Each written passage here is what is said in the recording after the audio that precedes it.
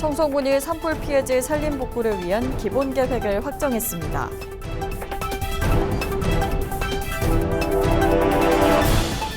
청송군이 올해 건설 새마을 분야에 379억 원을 투입합니다.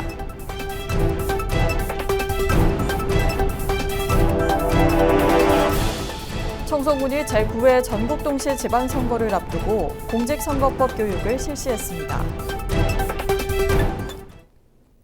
여러분 안녕하십니까? 뉴스와이드 청송입니다. 청송군이 지난해 대형 산불로 피해를 입은 산림 복구를 위한 기본 계획을 확정했습니다. 이번 계획은 산불로 피해를 입은 산림 가운데 국립공원 구역 등을 제외한 17,000여 헥타르를 대상으로 수립됐습니다. 복구 계획은 드론 촬영과 지형, 식생, 토양 조사와 함께 주민 설문과 지역협의회 의견을 반영해 마련됐습니다. 피해 지역은 경관림과 재해방제림, 밀원수림, 소득사업림 등 11개 구역으로 나누어 자연복원과 조림복원을 병행하는 방식으로 추진됩니다. 조림복원 사업은 총 2,800여 헥타르 규모로 약 431억 원을 투입해 오는 2031년까지 단계적으로 진행될 예정입니다. 청송군이 국민 생활 편의와 안전한 정주 환경 조성을 위해 올해 건설 새마을 분야에 379억 원을 투입합니다. 먼저 댐건설로 간접 피해를 입은 지역 주민 지원을 위해서 7억 7천만 원을 투입해 생활기반 조성과 소득 증대 사업을 추진합니다. 또 군도와 농어촌 도로 정비에 16억 원을 들여 도로 확포장과 어린이 보호구역 정비 등을 진행하고 옹점 1교 개체 공사에도 32억 원을 투입합니다.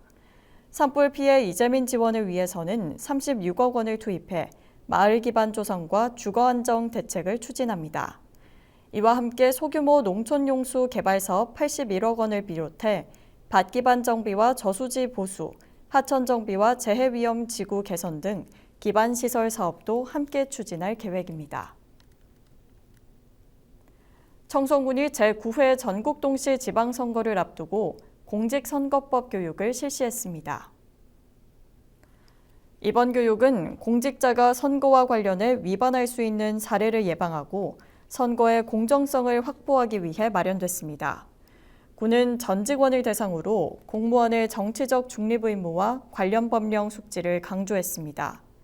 선거 시기별 제한되는 기부 행위와 선거운동 관여, 직무상 지위를 이용한 영향력 행사 금지 등의 핵심 내용을 실제 사례 중심으로 설명했습니다. 군은 교육 내용을 전 부서와 공유해 전 직원이 선거법을 철저히 준수하도록 하고 이를 통해 투명하고 공정한 선거 분위기 조성에 만전을 기할 계획입니다. 청송군이 개별 주택의 산정 가격을 검증합니다. 군은 2026년 1월 1일을 기준으로 총 9,484호에 대해 비교 표준주택 산정의 타당성을 검토하고 주택 특성 조사와 가격 비준표 적용의 적정성, 인근 주택가격과의 균형과 가격 변동 현황 등을 확인합니다. 검증 이후 3월 18일부터 가격 열람과 의견 제출을 받고 4월 중 부동산 가격공시위원회 심의를 거쳐 4월 30일에 개별주택 가격이 결정 공시될 예정입니다. 청송군 파천면 지경리가 주민주도의 마을복지 활동에 본격적으로 참여합니다. 지경리 주민들은 마을복지대학 교육을 통해 주민 조직화와 마을복지 활동가의 역할 등을 배우고 특히 직접 마을의 현황과 문제점을 점검하고 필요한 복지과제를 논의하며 마을복지 계획을 함께 수립했습니다. 지경리는 지난해 대형 산불 피해를 겪은 지역으로 이번 활동을 계기로 공동체 회복을 위한 연대를 다지는 동시에 주민주도로 마을복지 활동을 이어갈 계획입니다.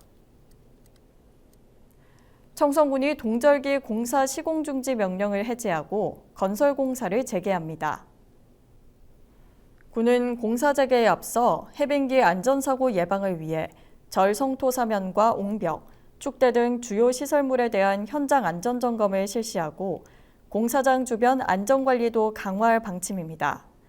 또 영농철 이전에 농로와 배수로, 수리시설 등 농업 기반 시설 정비 사업과 소규모 주민 수건 사업을 우선 마무리해 주민 불편을 최소화할 계획입니다. 군은 신규 사업도 조기에 발주해 지역 건설 경기 활성화와 함께 공사 품질 관리와 견실 시공에도 철저를 기하겠다고 밝혔습니다. 청송군이 개학기를 맞아 관내 초등학교 주변 어린이 보호구역에서 불법 광고물 일제 정비를 실시합니다. 정비는 3월 27일까지 진행되며 공공디자인팀장과 읍면 담당자 등 10명이 참여합니다.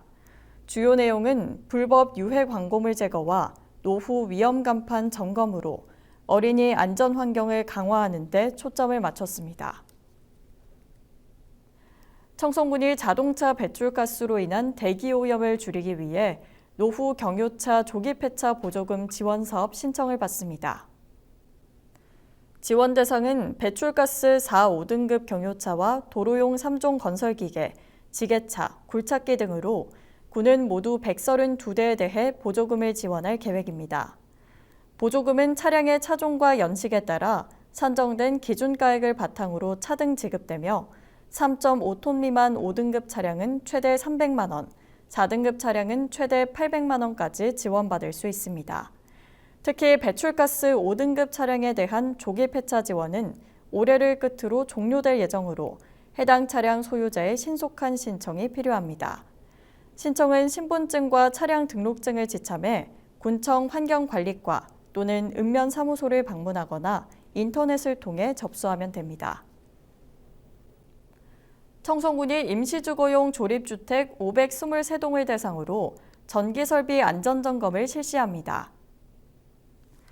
오는 31일까지 한국전기안전공사가 수행하는 이번 점검은 누전 차단기 설치와 작동 여부를 확인하고 옥내 배선과 인입구 배선의 규격과 손상 여부를 파악합니다.